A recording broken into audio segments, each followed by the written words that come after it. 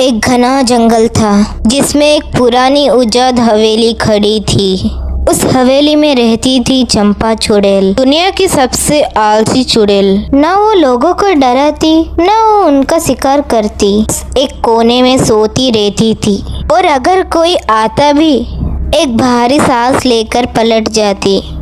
उफ, फिर से कोई आ गए मुझे परेशान करने। उसी गांव में दोनों दोस्त रहते थे।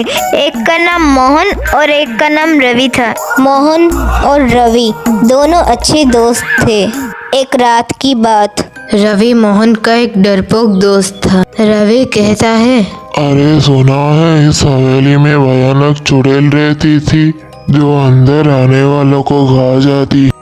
चुप डरपोक कहीं के, ऐसा होता तो तू कब का भाग जाता।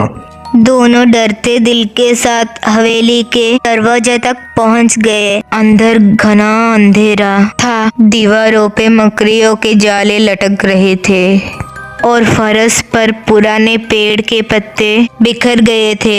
एक अजीब सी गंदी बदबू फैल रही थी। जैसे ही दोनों अंदर घुसे, उन्होंने देखा एक पुराने कुर्सी पर एक परछाई सी लेटी थी। चंपा चुड़ैली, लंबे बिखरे बाल, बड़े बड़े नाखून, पर वो बस लेटी हुई थी। चुड़ैल को देखकर रवि डर के मारे थर-थर कांपने लगा और मोहन हिम्मत से खड़ा रहा। चंपा आवाज सुनकर उठी, पीछे मुड़कर देखी, वहाँ रवि और मोहन खड़े हुए थे।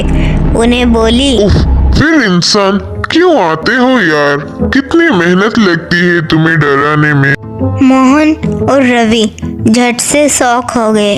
रवि कांपते हुए बोला, अरे बाप रे, ये तो हमें खाने के लिए नाटक कर रही है। चलो भाग जाते हैं। भगवान, आज हमें तू ही बचाएगा। मोहन फिसफिसा आवाज में बोला, रवि डर मत, मुझे तो लग रहा है ये कोई सुस्त भूत है। चलो एक ट्राई करते हैं। नहीं, उफ, बहुत मेहनत लगती है यार। जाओ सोने दो। मोहन जोर से हंस पड़ा। रवि अब भी कांप रहा था।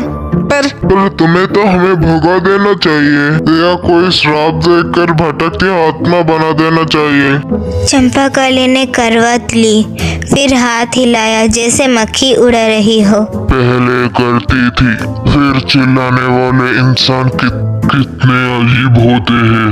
और भागना, उफ, इतनी तकलीफ। वैसे भी तुम सबका टेस्ट अच्छा नहीं होता। दोनों एक दूसरे की तरफ देखे। ये तो दुनिया की सबसे आलसी चुड़ैल थी। तभी हवेली का एक पुराना दरवाजा तेज हवा से खुल गया। रवि जोर से चीख पड़ा। अरे बाप, चंपा ने एक और भारी सांस ली। अब ये भी बंद करना पड़ेगा। ओह, इस वजह से मुझे मेहमान पसंद नहीं। वो धीरे से हवा में तैरती हुई गई और दरवाजा धक्के से बंद कर दिया। मोहन और रवि ऐसे खड़े थे जैसे कि एक अजीब सपने में आ गए हो। दोनों हवा से बातें करते भाग गए, जबकि पीछे चंपा फिर से कुर्सी पर लेट गई।